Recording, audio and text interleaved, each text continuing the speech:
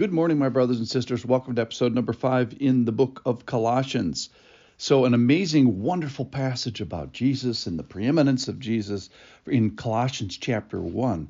And yesterday we learned in verses 8, starts with verse 15, we find out that he was there at the beginning, before creation, and he gave things their beginnings. And then after the beginnings, he holds things together. And then that he begins kind of the next chapter, stuff that's going to come next in the next world, that he's going to have this resurrection power, and he's the leader of the resurrection parade. So it's the section where God is this creator, and we find that all things were created by him, and that it was done very personally, that I individually was created by Jesus. And through him and through his power and through his stamp and everything that that has been created, whether that's a person or a tree or a star, everything has gone through this Christ's fingerprints on it, his hands on it. So whether it's physics or biology or chemistry or astronomy, it doesn't matter. Christ has his fingerprints on it. And all things that have been created are for him and supposed to display and demonstrate his goodness, and it's for his pleasure. Now the problem is we got off the altar of being a pleasing sacrifice, and today the image is of hard hearts and hostility of mind and doing evil and all this bad stuff. Listen in here. We're going to start with the conclusion about how wonderful Jesus is. And he is the head of the body. This is 118. And he is the beginning, the firstborn from the dead, and that in everything he might be preeminent. We're supposed to worship him. For in him all the fullness of God was pleased to dwell. And through him, now here starts the bad news, to reconcile to himself all things.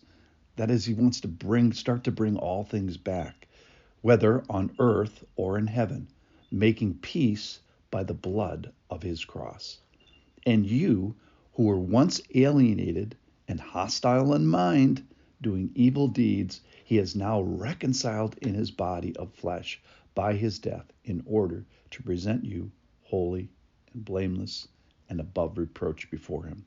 If indeed you continue in the faith, stable and steadfast, not shifting from the hope of the gospel you have heard, which has been proclaimed in all creation under heaven, and of which I, Paul, became a minister. So here's the problem, is that we should be yielding and acknowledging and appreciating and worshiping. We should be making Christ preeminent, and yet the reality is we're not. He describes us as alienated, hostile, sort of mad at him. So rather than giving him homage, we're giving him hostility.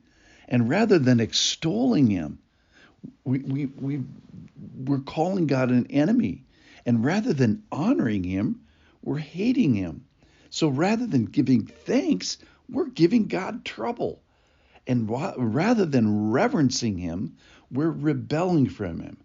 So Jesus, this amazing Jesus who created everything and started everything, and he's going to resurrect everything, that's all great. But before he does all that, he's going to have to bring us back and reconcile us. So yet another thing that he's going to do for us. So he's going to make peace. He's going to restore the rainbow, if you will. And how's this going to be done? Well, it's hard work. Saving people is hard work. It's going to be done by his body in the flesh. It's done by death. It's done by blood. It's done by the cross. By his wounds, we are healed. So his goal is to present us holy. And so I think in responding today, let's allow ourselves to be presented holy. And this encourages me, to be more holy of thought, more holy of action. His goal is to reconcile us. And so I think that we should allow ourselves to be reconciled. So when God says, hey, I want you to say you're sorry, this understanding what he has done for us in our rebellion and his bringing us back and trying to reconcile us, it's supposed to make the saying of the sorry easier. And I think we should be appreciating the peace. This peace that Jesus made with us to the Father is an earned peace by another. And he asks us now to enjoy this peace and revel in it and be grateful. This reminds me of a 4th of July parade where the old guys from World War II, there's just a few of them left now. They parade these old guys who have, put their lives at risks, and they're kind of representing the people that didn't even make it and, died when they were 18 and 20 years old to sacrifice for world peace.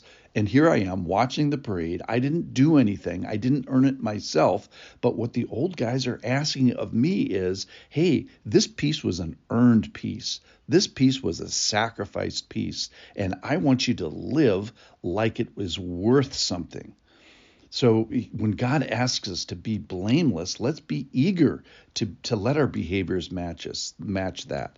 And when he asks us to live above reproach, let's honor the sacrifice by being above reproach. So this encourages us to more holy thinking. It encourages us to be reconciled and say, "Oh, you're right. I should be sorry, and I am sorry." So let's appreciate the peace that Christ has delivered for us. And then finally here, verse 23, the hope of the gospel that you heard, which has been proclaimed in all of creation. And I think in understanding that he was here, he made us, and then we messed up and we were hostile and we rebelled, and then yet he reconciled us.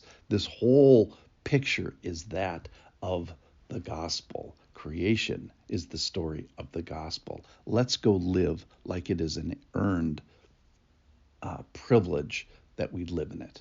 Thanks for listening.